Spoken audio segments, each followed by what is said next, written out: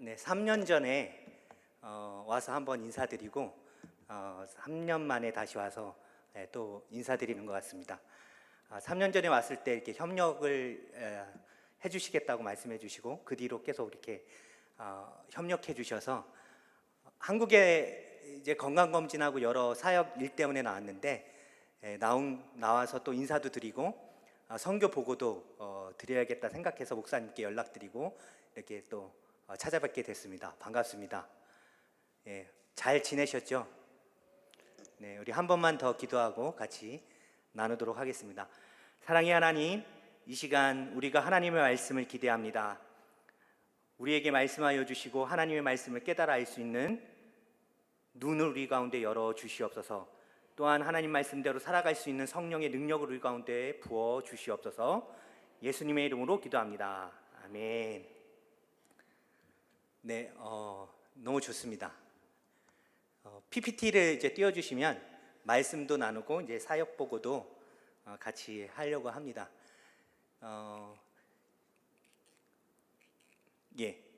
그 퀴즈를 하나 드리려고 하는데요. 어떤 퀴즈냐면 이 세상에 있는, 이 지구에 있는 나라 중에 5,000년의 역사를 가지고 있고 나라 이름이 한 번도 바뀌지 않은 나라가 있습니다. 5,000년 동안. 어느 나라겠습니까? 예. 예, 눈치가 빠르시군요. 예, 이집트입니다. 이게 이집트가 성경에 처음 언급된 게 창세기 10장 6절입니다. 그래서 함의 아들에 대한 그 이름이 나오는데 창세기 10장 6절에 함의 아들은 구스와 미스라임과 북과 가나안이요 이렇게 되어 있는데 그 구스라는 사람과 함께 미스라임이라는 이 사람의 이름이 나오는데 이 미스라임이 히브리어로 이집트라는 뜻이에요. 그래서 함의 아들 중에 이집트 사람이 있었어요. 이집트에 조상되는 사람. 그래서 함의 아들로부터 이집트 사람들이 시작이 되었고 한 번도 5,000년의 역사 동안에 이름이 바뀐 적이 없어요. 그래서 이제 성경을 읽다 보면 한글 성경 10장 6절에 이제 미스라임이라는 이야기가 나오고 또 12장에 처음 가서 이제 이집트라는 말이 나오거든요. 그 이집트라는 말의 히브리어가 미스라임이에요. 미스라임. 그래서 이 미스라임이라는 이 이집트 사람들은 5,000년의 역사를 가지고 있으면서 한 번도 나라 이름이 바뀌지 않은 희한한 나라입니다. 이 성경에 나오는 애굽은 두 가지 모습으로 비춰지는데요.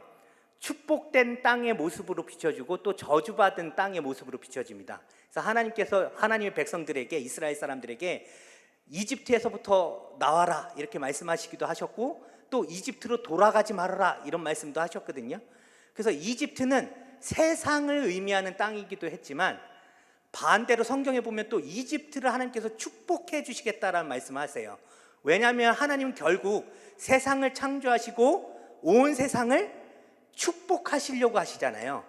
그러니까 하나님은 이집트에 대해서도 이 축복을 약속해 주셨어요. 그래서 이집트에 대한 축복의 말씀이 어디에 나와 있냐면 이사야서 19장 19절에 나와 있는데 화면에 보이시면 다 같이 한번 읽어볼까요? 이사야서 19장 19절 시작. 그날에 여호와를 위한 제단이 있겠고 그 변경에는 여호와를 위하여 기둥이 있을 것이요. 그리고 19장 24절 말씀해 보면 하나님께서 이집트를 복주시겠다, 이스라엘과 함께 복주시겠다라는 말씀을 하세요. 그래서 이집트 사람들은 어떻게 생각하냐면 우리 이집트 사람들은 성경에 축복받는 땅으로 나와 있기 때문에 앞으로 축복을 받을 거야 라고 생각하지 않습니다. 이미 성경에 나와 있기 때문에 우리는 축복받은 사람들이야. 그러니까 이사야 19장 24절에 뭐라고 나와 있냐면 하나님께서 이스라엘을 이집트와 아수르와 더불어 복이 되게 하리니 셋이 세계 중에 복이 되겠다라는 말씀이 있거든요. 그런데 히브리어 원어로 보면 이스라엘이 먼저 나오지 않고 이집트가 가장 먼저 나와요. 근데 히브리어 성경은 단어의 순서가 되게 중요합니다. 그래서 어느 말이 먼저 나오느냐가 그 해석할 때 되게 중요한 의미를 가져요. 근데 하나님께서 이스라엘이 아니라 무엇을 먼저 언급하셨다고요? 이집트. 이집트가 이스라엘과 아수르와 더불어 셋이 세계 중에 복이 되겠다라는 말씀을 하셨어요. 그래서 이집트 사람들은 이 말씀이 우리에게 성취된 말씀으로 믿어요. 그래서 앞으로 복을 받을 게 아니라 우리는 복을 받은 사람들이라는 거죠. 그럼 어떻게 복을 받았냐? 지도를 보시면 저 지도가 뭘 가리키는 거냐면 아기 예수님이 태어났을 때 헤롯 왕을 피해서 어디로 도망가죠? 이집트로 도망오죠. 아기 예수님과 그의 가족이 피난 온 경로를 나타내는 지도예요. 그래서 지도에 보시면 베들레헴서부터 시작해서 쭉 이 화살표가 되어 있죠.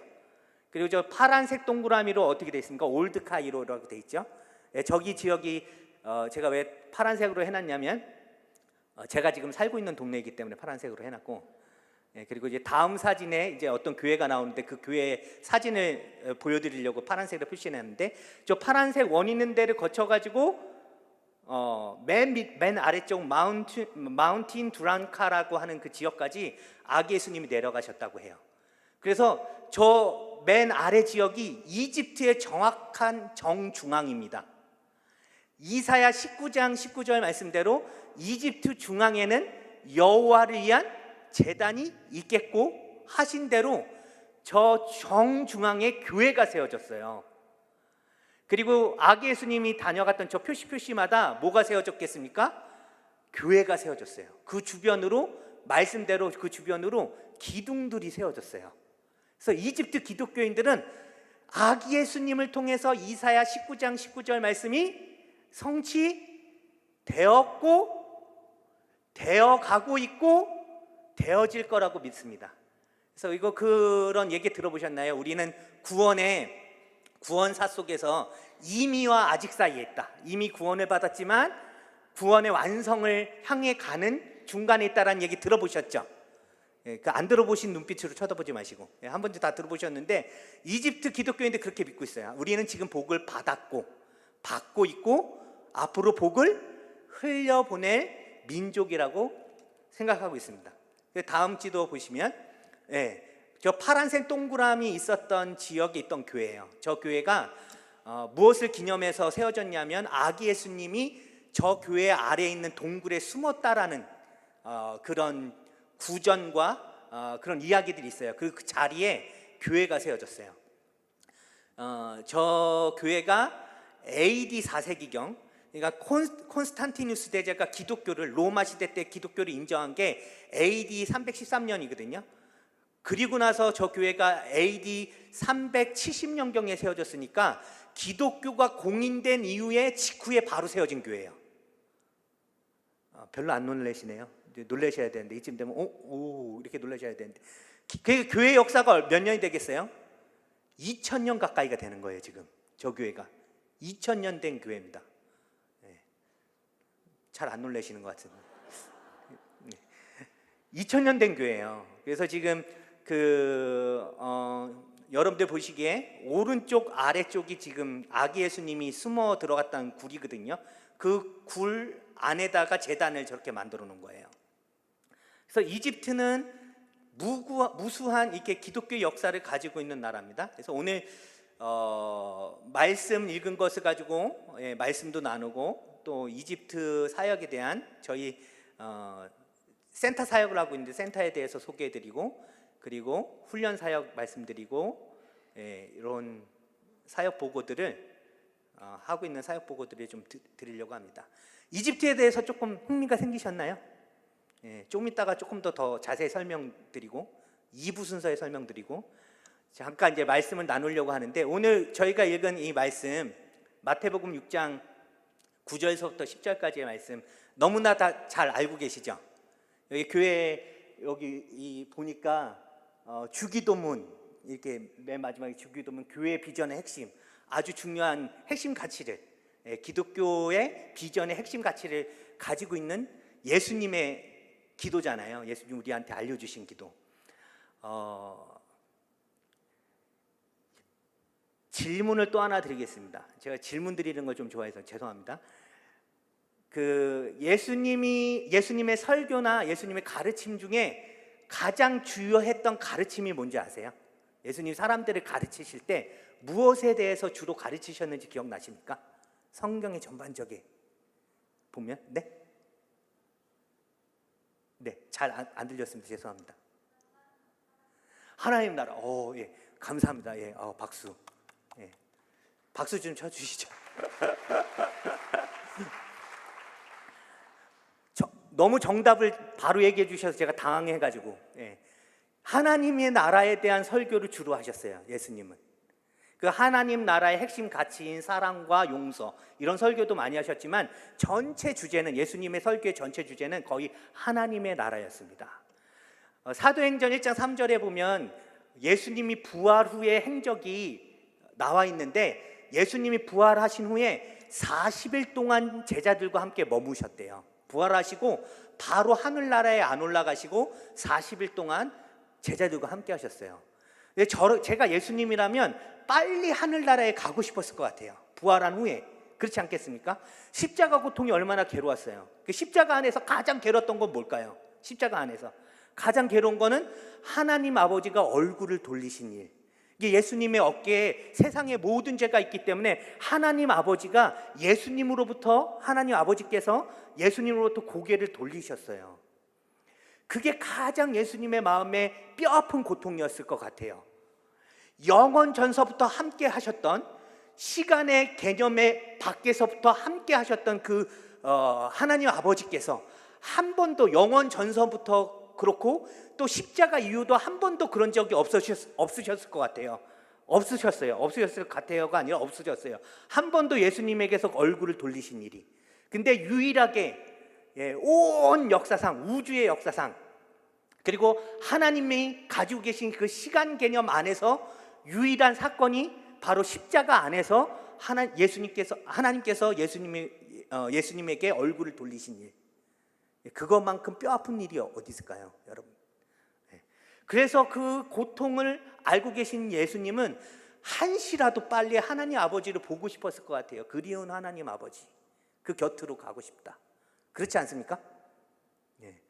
그런데 그렇게 하늘나라로 빨리 올라가실 것을 40일 동안 미루셨다는 것은 40일 동안 행하신 일이 그만큼 중요하고 아주 핵심이 되는 일이었기 때문에 40일 동안 머무셨어요. 그 40일 동안 무엇을 하셨다라고 성경이 기록하냐면, 간단히 기록하고 있는데, 제자들에게 하나님 나라의 일을 가르치시냐라고 사도행전 1장 3절에 나오고 있습니다. 근데 거기서 하나님 나라의 일이라고 했는데, 일이 중성대명사예요. 그래서 그거를 헬라어로 번역을 하면 어떻게 되냐면, 하나님 나라의 그것, 곧 하나님 나라 그 자체를 의미합니다. 예수님께서 제자들과 40일 동안 지내시면서 하신 거라고는 하나님 나라를 가르치신 것밖에 없어요. 40일 동안. 왜? 그만큼 하나님 나라가 중요하기 때문에. 또 한 번 질문을 드리도록 하겠습니다. 그러면 하나님 나라가 뭘까요? 우리 찬양, 마지막 찬양 너무 은혜스러웠습니다. 하나님 나라 임하소서, 막 저희 찬양했잖아요. 이게 하나님 나라의 본질이 뭡니까? 하나님 나라 뭐죠? 그 하나님 나라의 본질을 오늘 마태복음 6장 9절에서 10절까지 예수님께서 가르쳐 주고 계세요. 하늘에 계신 우리 아버지여, 이름이 거룩히 여김을 받으시오며, 그 다음이 하나님의 나라는 임하는 거래요. 오는 나라래요. 우리가 생각할 때 하나님 나라는 어떤 나라로 생각합니까? 가는 나라, 죽어서 가는 나라, 그죠? 평안하게 우리가 눈을 감게 되면 갈 나라 생각하는데, 그게 아니라 하나님 나라의 본질은 우리가 가는 게 아니라 그 나라가 온대요. 근데 어떻게 오냐면, 그 가르침 속에, 예수님 가르침에 바로 뒤에 나타나는데, 나라가 임하시오며 뭐예요? 그 다음이 설교가 빨리 끝내려면 얼른 대답해 주셔야 돼요. 아버지의 뜻이 아니죠? 뜻이 하늘에서 이룬 것 같이 땅에서 이룬. 나라가 어떻게 임하냐면, 뜻이 하늘에서 이룬 것처럼 이 땅에서 이루어지는 게 하나님 나라가 임하는 거예요. 이 땅에 하나님의 뜻이 이루어져야 돼요. 아멘? 그러면 이제 또 질문 드립니다. 끊임없는 질문의 고리 속에 이렇게.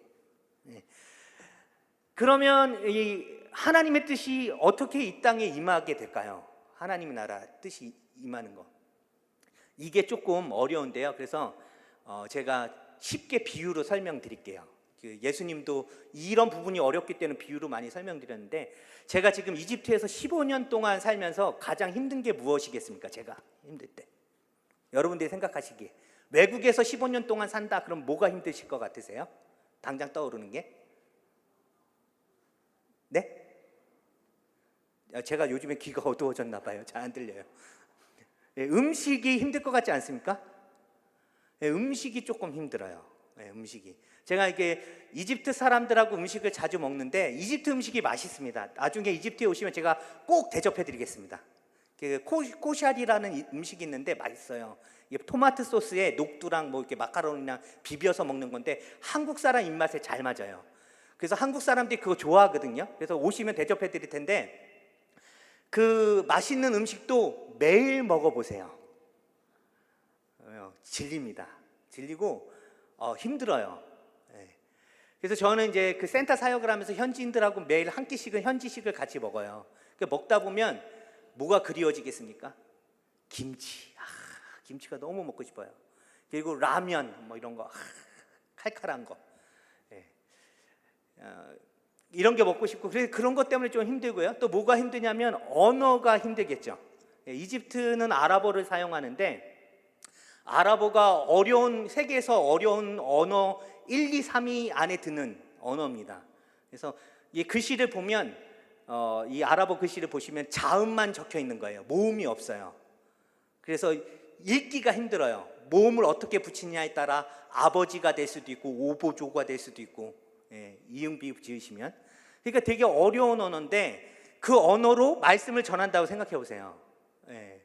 저도 이해가 안 되고 그 사람도 이해가 안 되고 듣는 사람도 이해가 안 되고, 그래서 말씀 전할 때 되게 어려움을 많이 겪어요. 그래서 제가 결단한 거는 아랍어로 이렇게 하다 보니까, 통역 없이 아랍어로 하다 보니까, 설교를 하다 보니까 저도 모르는 설교를 저 사람도 못 알아듣고 있고 서로 어려움이 있어가지고, 그러지 말고 차라리 영어로 설교하자. 그래서 통역을 두고 저도 이해하고 저 사람도 이해하고, 그게 훨씬 더 편하더라고요. 그래서 요즘엔 영어 설교와 영어 강의를 주로 좀 하고 있습니다.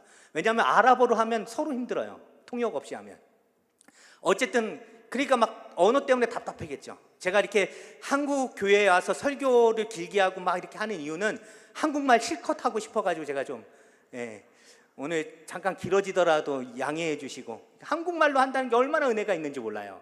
하고 싶은 말 다 하고, 하지 말아야 할 얘기도 해서 문제긴 하지만 어쨌든 이런 한국말로 말하고 이렇게 한다는 게 좋은 일이잖아요. 그것 때문에 스트레스 받고, 또 뭐 때문에 스트레스 받냐면 운전. 이집트는 이렇게 차선이 있지만 지키지 않습니다. 처음에는 그게 되게 이해가 안 됐어요. 제가 처음에 15년 전에 갔을 때는 4차선 도로에 차선도 없었어요. 그러니까 차들이 막 자기 멋대로 왔다 갔다 해요. 지금은 차선을 그려놨습니다. 차선이 있어도 차선을 안 지켜요.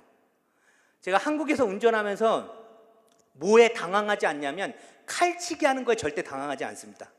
이집트는 무조건 칼치기거든요. 그래서 막 당황스러울 때가 되게 많이 있는데 그런 것 때문에 좀 힘들고, 이렇게 제가 이렇게 살면서 스트레스 받고 힘들면 무엇을 할까요? 이게 너무 스트레스 많이 받으면 뭘 하냐면 한국 선생님들을 초대하고 한국 분들을 저희 집에 초대합니다. 집에. 그리고 뭘 차려놓겠습니까? 맛있는 한국 음식, 김치, 깍두기, 라면 이런 거 차려놓고 먹으면서, 아랍어로 얘기할까요? 절대 아니죠. 한국말로 즐거운 이야기를 막 이렇게 여러 가지 재밌는 이야기들을 한국말로 나누다 보면, 그 자리에 앉아서 막 그렇게 먹고 이야기하고 나누다 보면 어떤 착각이 드냐면, 저는 분명히 이집트 카이로에 있는 저희 집에 있는데 한국에 있는 것 같아요. 그 자리. 여기가 한국이네. 한국이 임했네. 그래서 하나님 나라가 우리의 삶 가운데 어떻게 임하냐면, 우리의 생명의 주인이 되신, 그리고 예수님께서 자기를 생명의 떡이라고 얘기하셨잖아요.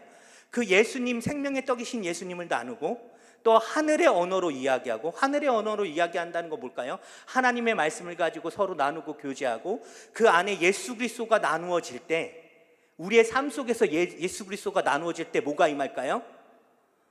그때 하나님의 나라가 임해요.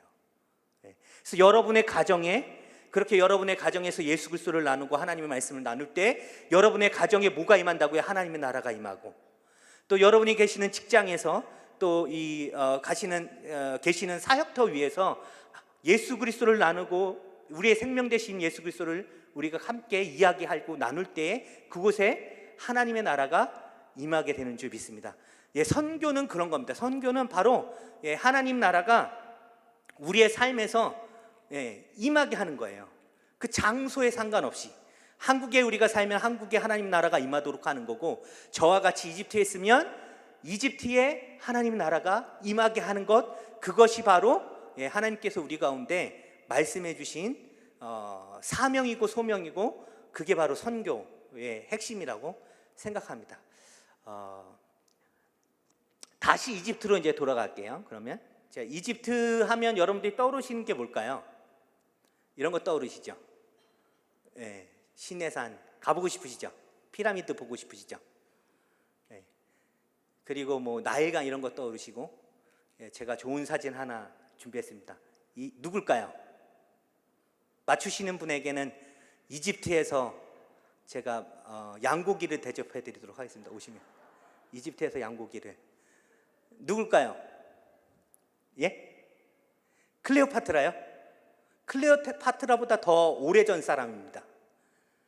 하셰슈트 여왕이라고 모세를 건진 공주예요. 그래서 모세를 건진 공주의 미라가 그대로 남아 있습니다. 그래서 이집트에 오시면 모세 엄마를 보실 수 있어요. 모세 엄마하고 say hello 할 수 있습니다. 그래서 이집트로 꼬시려고 제가 이 사진을 준비했고, 오시라고. 저희는 이제 이런 것들이 저희에게 중요한데, 그런데 아랍 사람들은 이집트를 뭐라고 부르냐면 이슬람의 머리라고 부릅니다. 그러니까 이슬람 하면 사우디아라비아를 생각하죠. 왜냐하면 거기에 메카가 있으니까, 이슬람의 심장과 같은. 그런데 이집트는 이슬람의 머리라고 불리는 이유가 되게 중요한 이슬람 신학교가 있어요. 알 아자르라는. 지금 사진 속에 보이는 저 대학인데요, 저 대학이 세계 최초의 대학이면서 이슬람 최초의 대학입니다. 유럽의 대학이 생긴 게 AD 11세기경일 거예요. AD 11세기경에 이탈리아에서 세계 최초의 대학이 생겼을 텐데, 그거보다 더 오래전에 AD 979년도에 생긴 대학입니다. 저 대학이. 저 대학 하나 있다고 뭐 이집트를 이슬람의 머리라고 부르나? 퀴즈 하나 또 드리도록 하겠습니다. 계속 질문이 들어갑니다. 저 대학의 학생 수는 몇 명일까요? 네, 많습니다. 학생 수가 많아요. 몇 명 정도 될 것 같습니까? 추론해 보십시오. 네? 학생 수 맞추시는 분에게는 몇 명 있을 것 같습니까? 대답을 안 하시네요. 거기서 몇 명이냐면 200만 명 있습니다. 200만 명. 말도 안 되죠. 왜 말이 안 되냐면, 한 학교에 200만 명이 있다는 게 말이 안 되잖아요. 한 학교에 있는 게 아니라 알 아자르 대학에 부속 초등학교, 중학교, 고등학교가 있어요. 그리고 저 대학에 소속돼 있는 코란 연구소가 있습니다. 총 합쳐서 이집트에만 4,000개가 넘게 있어요. 그래서 저 대학에 소속돼 있는 학생의 수가 200만 명이라고 얘기합니다. 그리고 저 대학이 이집트에만 있는 게 아닙니다. 모든 이슬람 국가들에 다 있어요. 저 알 아자르의 브랜치들이. 그래서 매년 3만 명의 말레이시아 무슬림들이 이집트로 공부하러 와요. 3만 명. 매년 3만 명의 말레이시아 사람들이, 무슬림들이 이집트로 공부하러 옵니다. 이집트는 이슬람 신학에 있어서 매우 중요한 나라입니다. 그래서 이집트에서 파생된 여러 이슬람 단체들이 많아요. 저기 보면 할산 알 바나라는 사람인데, 저 사람이 누구냐면 무슬림 형제단을 처음 만든 사람이에요. 1928년도에. 근데 무슬림 형제단 하면 여러분들 별로 중요하게 생각 안 하겠지만, 저 지도에 보면 무슬림 형제단이 있는 나라들을 표시해 놓은 거예요. 저 파란색으로 되어 있는 것은 그 법적인 정당으로서 인정된 나라들이 저 파란색, 초록색으로 표시된 나라고, 회색으로 표시되어 있는 나라들은 무슬림 형제단의 불법 단체로 규정된 나라들입니다. 그래서 이집트는 불법 단체로 규정됐지만 무슬림 형제단이 시작된 나라가 바로 이집트예요. 그래서 이 무슬림 형제단으로부터 파생된 여러 단체들이 있는데 여러분들이 잘 아는 단체들이 있어요. 알카에다도 무슬림 형제단에서부터 시작된 겁니다. 그리고 여러분들이 또 잘 아는 하마스, 요즘에 한참 이슈였죠. 이스라엘과 팔레스타인 전쟁에서 이스라엘과 싸운 게 팔레스타인 전체 그 지역이 아니라 누가 싸운 거였어요? 하마스. 이 하마스라는 단체도 이집트에서 시작돼서 떨어져 나간 거예요. 팔레스타인으로. 그 이집트는 이슬람의 사상과 그 이슬람의 교리들을 전파하는 나라가 바로 이집트예요. 그래서 이슬람에 있어서 매우 중요한 나라로 아랍 사람들에게 이렇게 여겨지고 있습니다. 그리고 이 이집트의 영향력은 어디에 있냐면 인구에 있습니다. 인구. 그 이집트의 인구가 1억 2천만 명이에요. 1억 2천만 명. 1억 2천만 명의 인구가 있고 그 중에 10%를 기독교인으로 여기거든요. 이 기독교인들은 아까 전에 그 옛날 지도 보셨잖아요. 아기 예수님이 내려와 가지고 그렇게 해서 아기 예수님을 알던 사람들이 마가복음을 쓴 마가 요한이 알렉산드리아 지방에서 복음을 전하면서 기독교가 시작됐어요. 그러니까 기독교의 역사가 2000년이 됐다고 말씀드렸잖아요. 그러니까 전통 기독교가 있는 나라입니다. 10%의 전통 기독교가 있어요. 인구의 90%는 무슬림이고 10%의 전통 기독교가 있는 나라입니다. 처음에 초창기 초대 기독교의 AD 4세기에는 인구의 90%가 기독교인이었어요. 그러다가 무슬림이 들어오고 나서, 이슬람이 들어오고 나서 점차 이슬람 인구가 늘어나면서 그러니까 인구 역전 현상이 일어난 거죠. 기독교와 무슬림의 인구가 이게 뒤바뀌는 현상이 일어나서 지금은 90%의 무슬림들이 있고 10%의 기독교인이 있는 나라입니다. 네. 그 10%의 기독교인이면 1200만 명이죠. 1200만 명의 기독교인이 있다는 게 이 중동 북아프리카 선교에 있어서 너무 중요해요.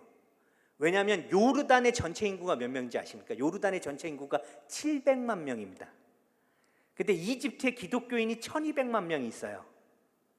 그 1200만 명이라는 기독교인들이 복음을 제대로 알고 예수님을 바로 믿고 선교하러 나간 다음에 중동 북아프리카 지역의 선교는 빠른 시일 안에 이루어질 것입니다. 그런데 문제는 무엇이겠습니까? 이 1200만 명에 대한 기독교인들이 다 명목상의 기독교인이라는 게 문제가 있습니다. 명목상의 기독교인이 뭐냐면 이 이집트는 이제 이슬람의 인구가 있고 기독교의 인구가 있는데 종교가 어떻게 내려오냐면 전통 종교로서 이렇게 종교가 내려오기 때문에 자기가 예수님 믿고 싶다고 기독교인이 되는 게 아니에요. 기독교 부모님한테 태어나면 기독교인이 되는 거예요. 그래서 이 이집트 사람들의 주민등록증 보잖아요. 주민등록증 안에 종교가 적혀 있어요. 기독교인은 기독교인이라고 종교가 적혀 있고 주민등록증에, 그리고 무슬림은 무슬림이라고 주민등록증에 적혀 있거든요. 그러니까 자기가 기독교 집안에서 태어나면 뭐가 되는 거예요? 기독교인이 되는 거예요. 예수님을 믿어서 기독교인이 되는 게 아니라. 그리고 무슬림도 자기가 무슬림이 되고 싶어서 무슬림이 된 게 아니라 부모님이 무슬림이면 무슬림이 되는 거예요. 저게 지금 기독교인들이 손에다 표시하는 콥틱 십자가 문신이거든요. 저 기독교 자녀로 태어나면 저 문신을 손목에다 새겨요. 왜 새기냐면 7살, 8살 때쯤 되면 저거 새기는데, 왜 새기냐면 이제 이 사람들이 명목상의 기독교인이고 신앙생활을 잘 안 하지만 언제는 교회를 가겠어요? 부활절하고 크리스마스에는 절기를 지키듯이 그냥 이게 가는 거예요. 명절 지키듯이 교회를 가요. 그런데 이 교회 들어오는 사람이 기독교인인지 무슬림인지 확인할 방법이 없잖아요. 주민등록증을 보여주지 않는 이상. 사람들이 교회에 많이 오는데 일일이 당신이 무슬림입니까 기독교인입니까 주민등록증 확인할 수 없잖아요. 그래서 기독교인들은 어떻게 해요? 여기 문신 새기고 문신 보여주는 거예요. 나 기독교인이에요. 오늘 예배 드리러 왔어요. 그러면 이제 교회에서 이제 들어와서 예배 드릴 수 있는 거죠. 무슬림들은 잘 안 받아요. 왜 잘 안 받냐면 그런 특별한 절기 때 테러 일으키는 사람들이 많으니까 교회에서 이렇게 세큐리티들이 지키고 있다가 무슬림들은 못 들어오게 하거든요. 어쨌든 저 문신을 보고 이제 교회에 들여보내주는 건데, 그래서 이제 6살, 7살 되면 저 문신을 하는데, 손목에다 문신하는 건 뭐냐면, 그래도 이제 그 의미는 좋아요. 어떤 의미가 있냐면 심장이 뛰는 곳에다가 십자가를 새기는 거예요. 근데 심장이 뛰는 요 가슴에 문신을 하면 보여줄 수 없잖아요. 그러니까 심장이 어디에 뜁니까? 예, 손목 몇 박이 잡히잖아요. 그래서 이 심장이 뛰는 곳에 이제 십자가를 새겨서 내가 예수님 믿는 사람이다 이렇게 보여주는 그런 거죠. 그래서 이집트인들이 면목상의 기독교인들이 많기 때문에 그들을 깨우는 사역이 우리의 선교에 매우 중요하다라는 생각을 가지고 저희는 이제 사역을 하고 있습니다. 지금도 이집트 가나안 동네는 저렇게 어렵게 생활하고 있는데요. 저희가 사역하는 이제 센터를 말씀드리려고 하는데, 이제 위치를 보면 카이로 다운타운 중앙에 있어요. 저희 센터가. 그래서 저기 보이는 건물이 저희 센터인데, 정면에 보이는 건물 옆에 조그만한 교회 보이시죠? 저기가 최초의 그 개신교회입니다. 이집트 최초의 개신교회. 그래서 180년 된 개신교회예요. 그리고 저희가 센터가 있는 저 본부 건물이 장로교 교단 본부 건물이에요. 그래서 저희 센터는 현지 장로교 교단 본부에 있고, 현지 장로교 교단 본부하고 저희가 협력하는 사역을 하고 있습니다. 교단과 협력하는 사역을 하고 있어요. 저희 이제 내부 모습인데 6층에 저희 센터가 있고, 저희가 이제 룸이고 저희가 이제 도서관입니다. 강의실도 있는데 강의실 사진이 빠져 있네요. 그래서 저희 센터에 그 설립자이시고 지금은 이사장으로 섬기고 계신 김시 선교사님이 계시고, 중동 북아프리카 1호 선교사님이세요. 그리고 제가 지금 올해부터 대표로 저희 센터에 섬기고 있고, 그 다음에 한 가정 우리 배경희 선교사님이랑 미디어 사역하시는 분이 저희 코 멤버로 협력을 하고 있습니다. 그리고 이제 협력으로 사역하는 선교사님은 5유닛 정도 되세요. 다시 한국 선교사님 중에 5유닛이 저희 센터 협력으로 섬기고 계시고요. 현지인 사역자도 있습니다. 그래서 우리 세마 목사는 현지인 목사인데 터키에 2년 동안 선교 갔었어요. 근데 이제 터키에서 비자를 안 줘가지고 이집트에 다시 들어와서 어떤 사역을 해나 고민을 많이 했어요. 그런데 저 목사가 저희한테 나누기는 자기는 교회를 목양할 만한 비전은 없다. 그 교회를 목양하는 것이 자기의 탤런트는 아니고 자기는 선교하고 전도하고 훈련하는 것이 자기의 탤런트이고 그게 비전이다라고 얘기해서 저희 센터에서 같이 사역하게 됐습니다. 섬기고 있고, 그래서 저 세마 목사는 저희 센터에서 어떤 훈련 파트를 맡아서 하고 있냐면 주일학교 교사 훈련, 그리고 어린이 사역 훈련, 이런 사역들을 주로 맡아서 하고 있어요.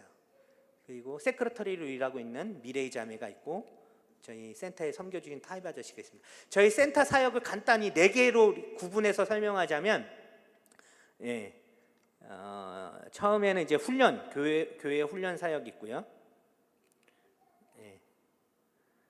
그 다음에는 교회 훈련 사역에는 저희가 이제 뭘 하냐면 램이라는 선교 훈련 프로그램을 저희가 진행하고 있거든요.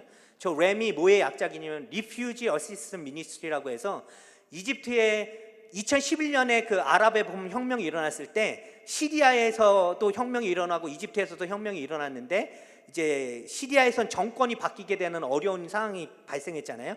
그것 때문에 난민들이 많이 발생해서 난민들이 이집트로 많이 넘어왔어요. 그래서 2011년서부터 이집트의 핫 이슈가 난민이었습니다. 난민. 지금도 난민 문제가 끊이지 않고 일어나고 있고, 요즘의 난민은 이제 시리아 난민보다는 어디 난민이 이집트에서 큰 문제가 일으키고 있냐면 수단 난민. 이집트 바로 밑이 수단이거든요. 수단 내전이 끝나지 않으면서 1,000만 명의 수단 사람들이 이집트에 넘어와 있어요. 그래서 그 수단 사람들이 넘어오는 수단 사람들이 대부분 또 무슬림들입니다. 그래서 상황은 되게 어려운데 이 수단 목사님이 뭐라고 고백하냐면 넘어오는 무슬림들이 많이 개종해가지고 부흥이 일어나고 있다, 이런 기쁨의 소식을 전하고 있어요. 실제로 난민으로 살면 생활은 되게 힘들거든요. 학교도 제대로 다니지 못하고 어떻게 생활하냐면 한 집에 렌트를 해서 한 30평 한 3, 40평 되는 그 한 플랫에 60명이 들어와서 살아요. 수단 가정. 네.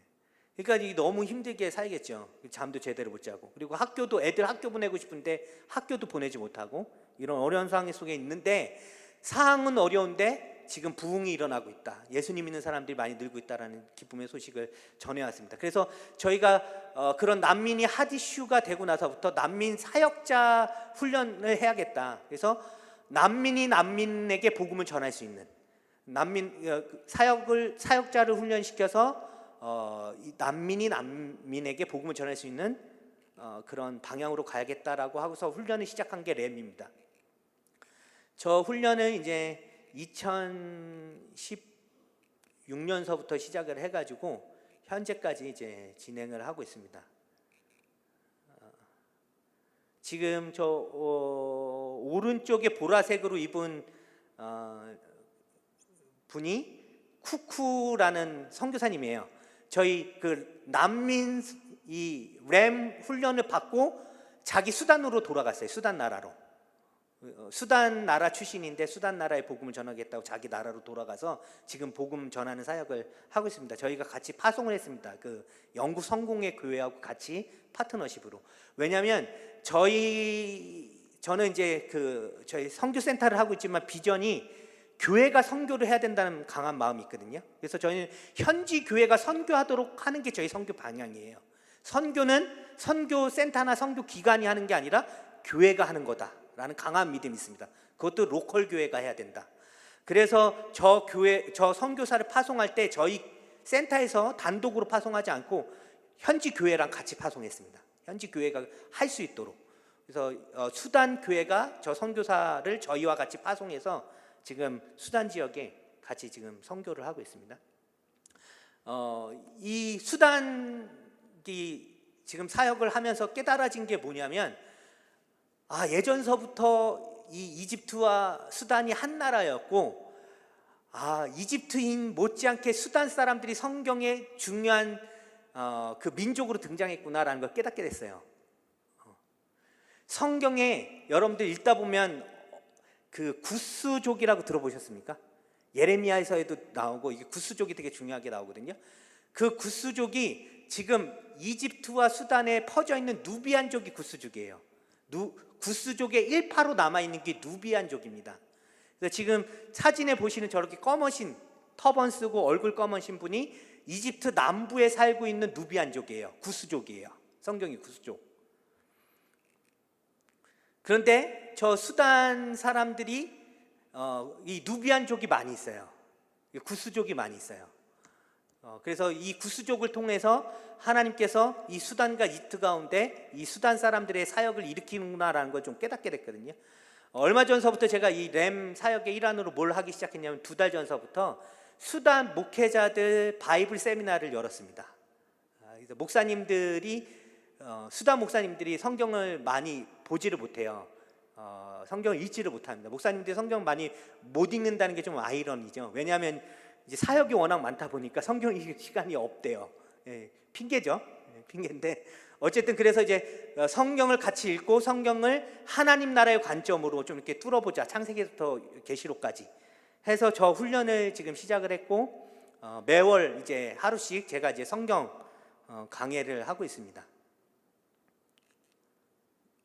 수다 목사님들 와서 배우는 거거든요.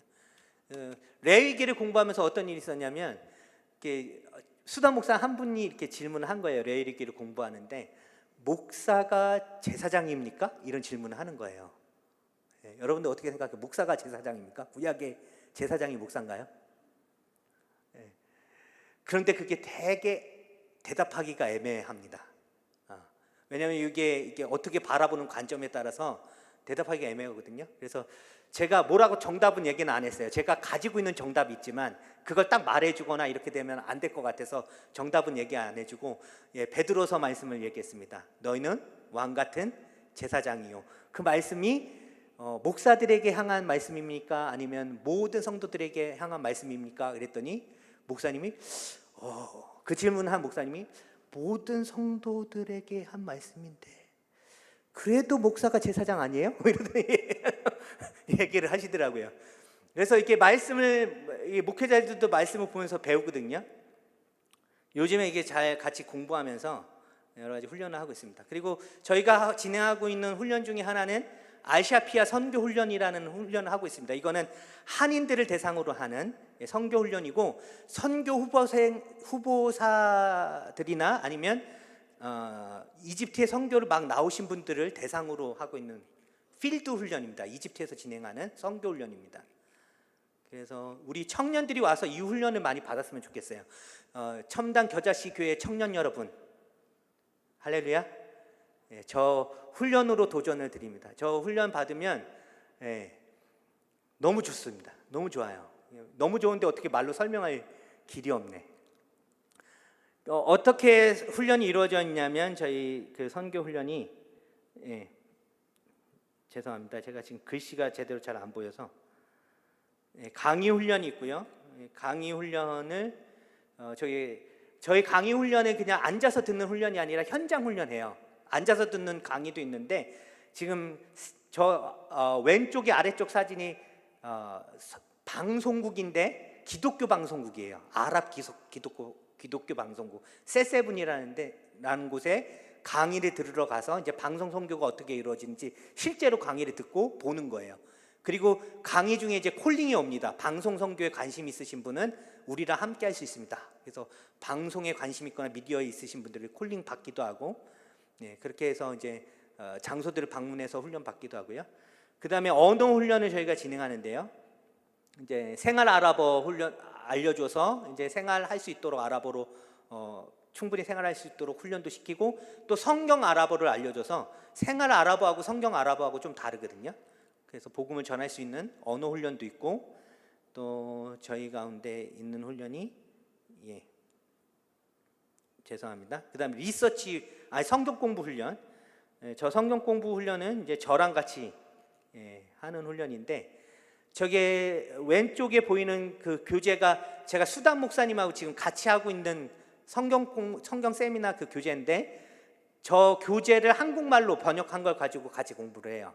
그래서 하나님 나라 관점으로 창세기서부터 요한계시록까지 이렇게 한 번에 쭉 성경 통독을 위한 겁니다. 그래서 저희 선교 훈련 받으면 성경 일독을 해요.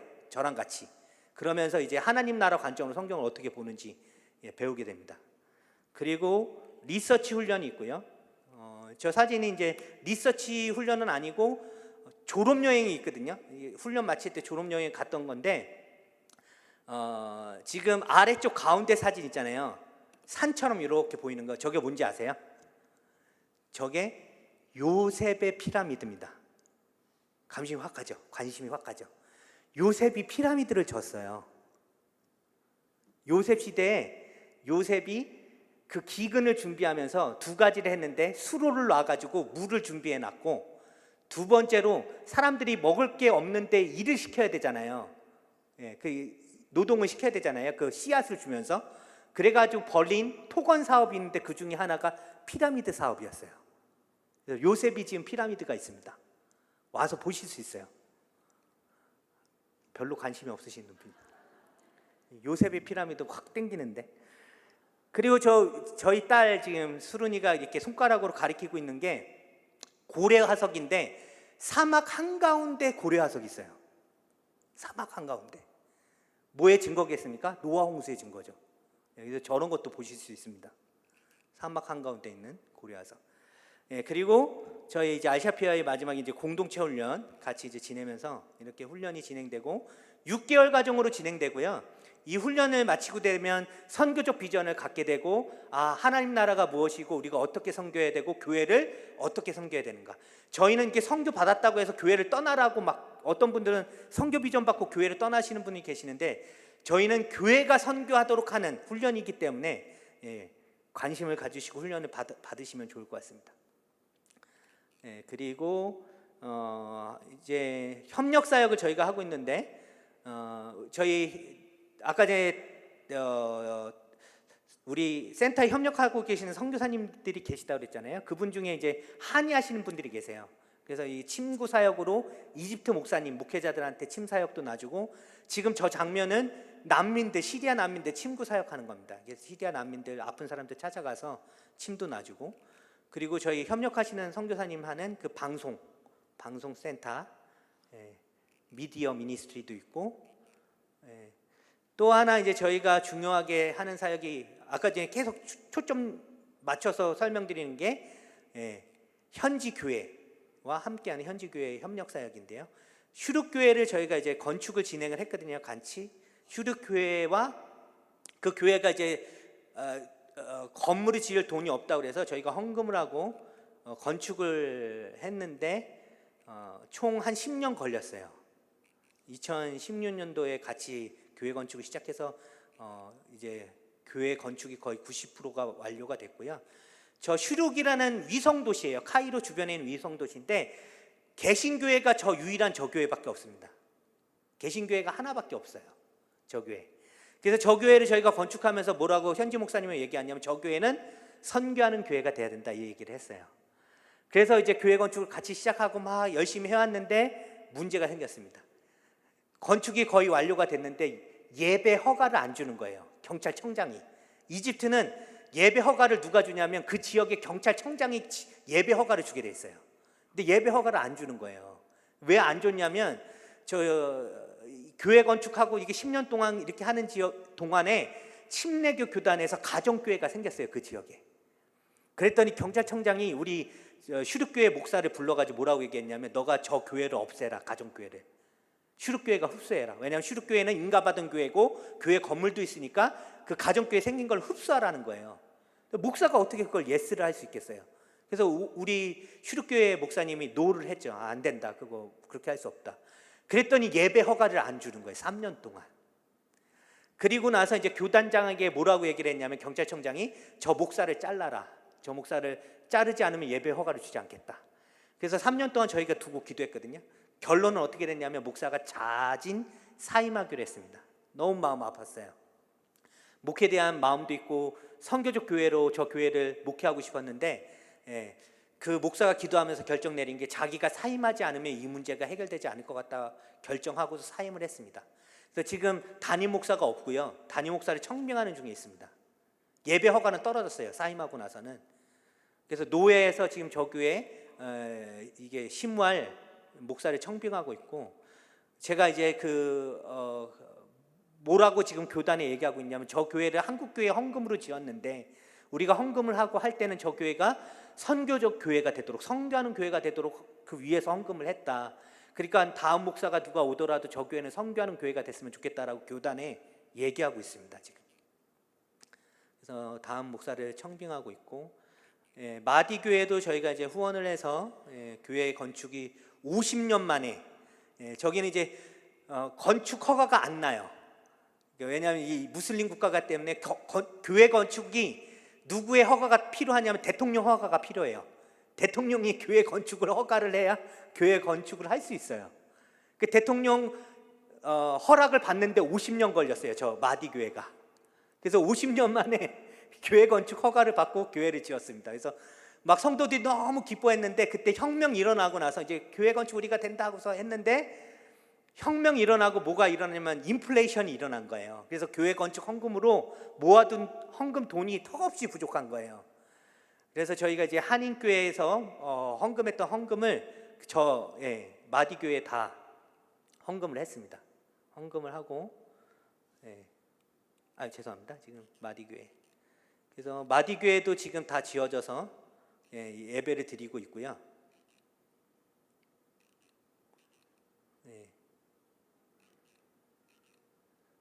지금은 다 지어졌습니다. 다 지어져서 그리고 또 저희가 사다시라는 도시가 있습니다. 그러니까 저희는 이제 카이로에 있는 교회들은 대부분 이게 성도들도 이렇게 잘 헌금하고 이렇게 해서 교회들이 좀 형편이 괜찮은데 아까 이제 첫 번째 사진 그 시골 교회 모습 제가 보여드렸잖아요. 이게 도시화가 편중화가 많이 돼 있어가지고 카이로는 없는 게 없이 다 있는데 시골 지방에 가면 아무것도 없어요. 인프라가 아무것도 없어요. 병원도 없지, 뭐 은행도 없지, 아무것도 없거든요. 그래서 그런 지방 교회들을 좀 돕고 후원하는 것들이 필요하다 생각이 돼서 사닥 교회는 이제 그 공업단지로 계획한 신도시거든요. 그 도시에 저 교회도 유일한 인구 한 30만 40만 명 되는 지역의 유일한 개신교회예요. 교회가 너무 부족하죠. 교회 숫자가. 그래서 저 교회도 이제 교회 건축을 저희가 같이 돕고 사역을 하고 있습니다. 저 목사님, 그러니까 이제 저희가 또 아무 교회랑 이렇게 연결하지 않고 전도하고 선교하는 비전 있는 교회하고 저희가 같이 하고 있습니다.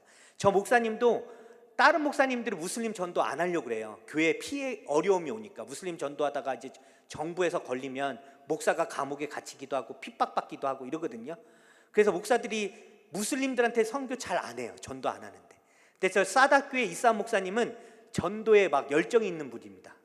저보다 2살 위에 형인데 저한테 와가지고 형님 이래가지고 제가 깜짝 놀랐어요. 저보다 나이 많으신데 그랬더니 신뢰되는 얘기를 하더라고요. 저보다 나이 많은 줄 알았어요. 이렇게 얘기하더라고요. 그분이. 그래서 제가 무슨 말씀이시냐고. 딱 보기에도 당신이 더 나이 보이는데, 나이 많아 보이는데. 그래서 어쨌든 저분도 되게 전도와 선교에 열정이 되게 많아가지고 저 교회에서도 같이 우리가 이제 협력해서 교회 사역을 하고 있고, 하나는 이제 메디나트 살렘 교회인데, 저 메디나트 살렘이라는 도시는 가난한 사람들이 많고 저 동네에 아까 말한 무슬림 형제단이 되게 많아요. 젊은 사람들이 마약을 많이 합니다. 이집트는 병원 시설이 잘 안 돼 있어가지고 약국에서 마약성 진통제를 쉽게 살 수 있어요. 처방전 없이. 그냥 돈만 주면 마약성 진통제 독한 것들을 막 주거든요.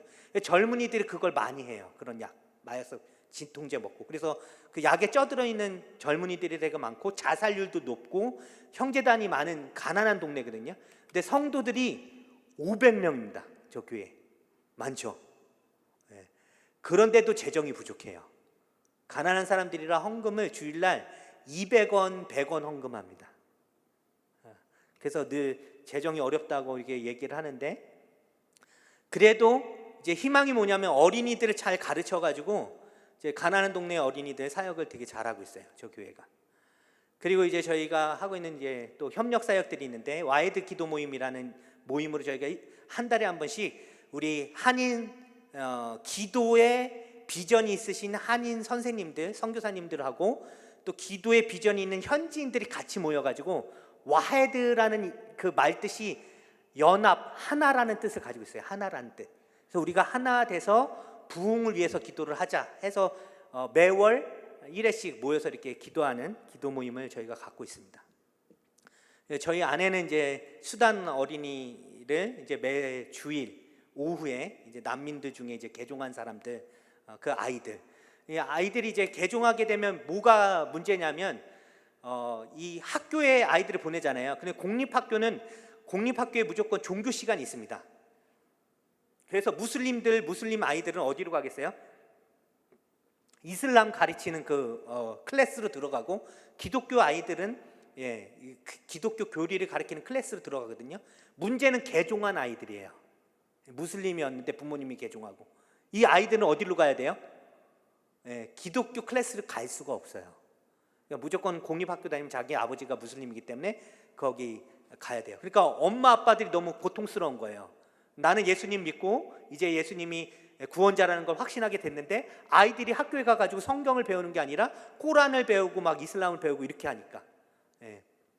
그래서 이 개종자들에게 가장 중요한 부분 중에 하나가 자녀 교육이거든요. 자녀 종교 교육 시키는 게 너무 중요한데, 이제 저희 아내는 이제 수단 어린이들 이제 만나서 그 아이들에게 이제 성경을 암송하는 거를 지금 가르치고 있어요. 같이 이제 본인도 알아보고 안 되고 그래서 아랍어 안 되는 아랍어로 이제 아이들 같이 이제 아랍어 성경 암송하는, 그래서 성경 말씀 애우는 것이 능력이라고 저희가 믿고 그 말씀을 애우게 하는 그 일들을 하고 있습니다.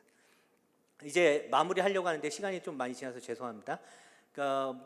무슬림들 지금 중동의 핫 이슈가 무엇이냐, 하나님 마음이 어디로 향해 있냐라고 물으시면 저는 중동이 아닐까라고 이렇게 답해 드리고 싶습니다. 왜냐하면 지금 중동에 무슬림들이 개종하고 있는데, 이슬람이 시작돼서 지금까지 몇 년 됐냐면 1400년 됐어요. 1400년 동안 개종한 개종자 숫자보다 지난 50년 동안 개종한 개종자 숫자가 훨씬 많아요. 지금 하나님이 어디서 지금 일하고 계시냐라고 이렇게 물으시면 저는 중동이라고 이렇게 말씀드릴 수 있습니다. 그래서 중동 지역에 여러 가지 정치 이슈들이 많이 있잖아요. 이스라엘 하마스 전쟁, 그리고 이란 이스라엘 전쟁, 이런 전쟁을 통해서 하나님 계속 포커스를 이 무슬림들에게 지금 맞추고 계시고, 거기에 있는 난민들, 거기에 피난 내려온 사람들에게 지금 맞추고 계시다. 그래서 우리가 이 선교한다는 거 가장 중요한 건 뭐냐면, 선교는 특별한 사람이 하는 게 아니라 하나님의 마음을 가진 사람이 하는 거라고 생각이 됩니다. 그래서 우리가 어느 나라를 선교하고 어느 나라를 섬기느냐, 이게 중요한 게 아니라 하나님의 마음을 가지고 내가 어떻게 지금 살고 있느냐, 하나님 마음이 지금 어디로 향해 있느냐가 되게 중요하다고 생각이 들거든요. 그래서 우리가 하나님의 마음을 먼저 구하고 그 하나님의 나라를 우리가 구하는 그런 삶을 살았으면 좋겠습니다. 이 시간 같이 찬양했으면 좋겠는데요, 비준비하시니라는 이 찬양을 하면서 지금 하나님께서 그 중동의 이슈나 이스라엘 팔레스타인 전쟁을 보면서 저는 뭘 느끼냐면, 하나님이 비를 준비하고 계시는구나, 지금 은혜의 때구나, 구원받을 만한 때구나라는 걸 이렇게 느끼게 되거든요. 그래서 하나님은 비를 준비하시는데 누구도 준비해야 될까요? 우리도 비 맞을 준비를 해야죠. 농사에 있어서 가장 중요한 게 뭡니까? 비죠. 그래서 비가 내리는데 우리가 밭을 준비하지 않고 뭘 이렇게 준비하고 있지 않다면 비가 내리는데 농사를 헛짓게 될 거예요. 그래서 하나님은 지금 비를 준비하고 계시고, 그 비 맞을 준비는 우리가 해야 된다는 생각을 합니다. 우리 이 찬양 같이 하면서 하나님 마음 우리에게 주시고 선교적 마음을 우리 가운데 달라고 우리 기도하는 시간 잠깐 갖도록 하겠습니다.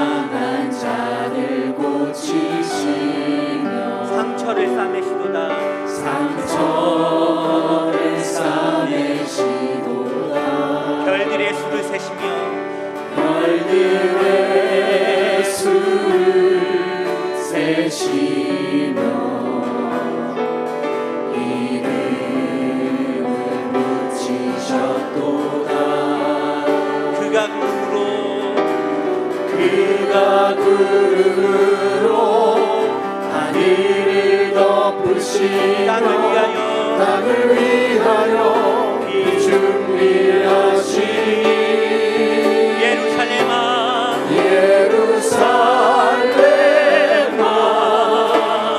여호와를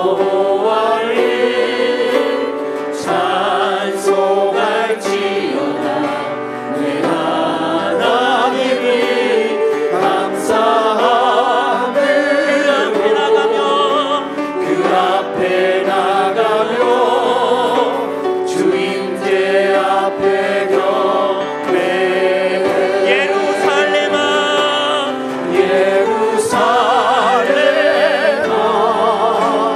여호와를 찬송할지어다. 내 하나님을 감사하며 그 앞에 나가며 수용대 앞에 경배해. 예루살렘아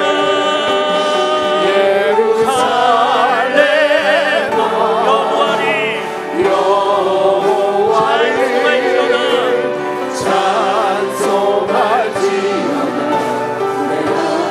내 하나님을 감사하며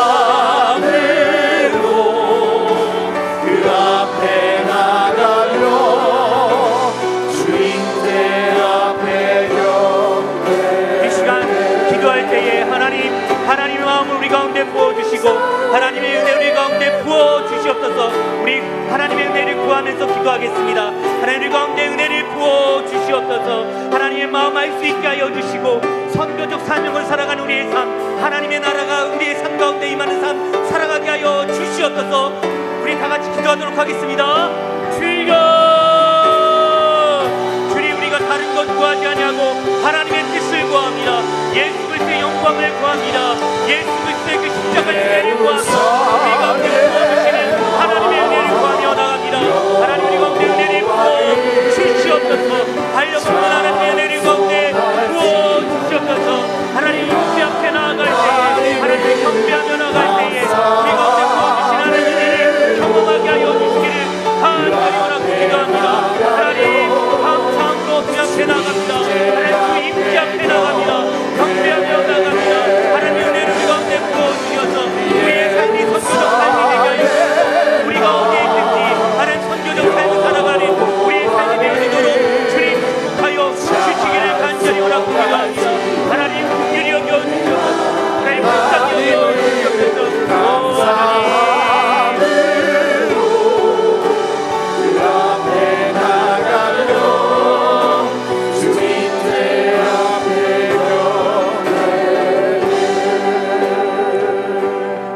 가지만 더 위해서 기도해 주십시오. 이집트를 위해서 기도해 주시기를 바랍니다.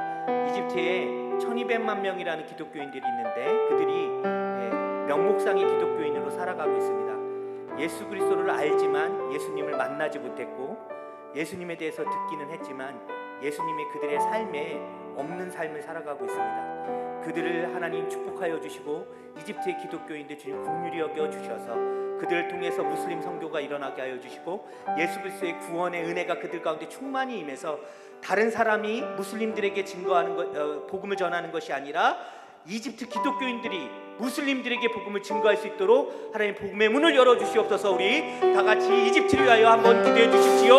기도하시겠습니다. 주여,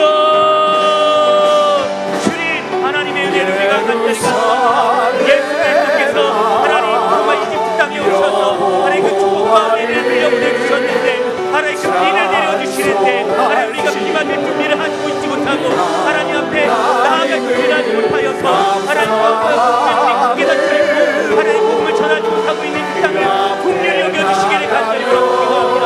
하나님 예수 그리스도를 알지만 예수 그리스도와 상관없는 삶을 살아가고 있는 우리 기독교인들 불쌍히 여겨주셔서 성령이 열리게 하여 주시고 하나님 예수 그리스도의 그 은혜로 하나님 정말 이집트 땅에 성교의 문이 열려지는 하나님 그 은혜를 주님 열어주시기를 간절히 원하고 기도합니다. 오 하나님 역사하여 주시옵소서. 오 주님 하나님 우리가 주님의 이름을 구하며 나아갑니다. 하나님 주 앞에 나아갑니다.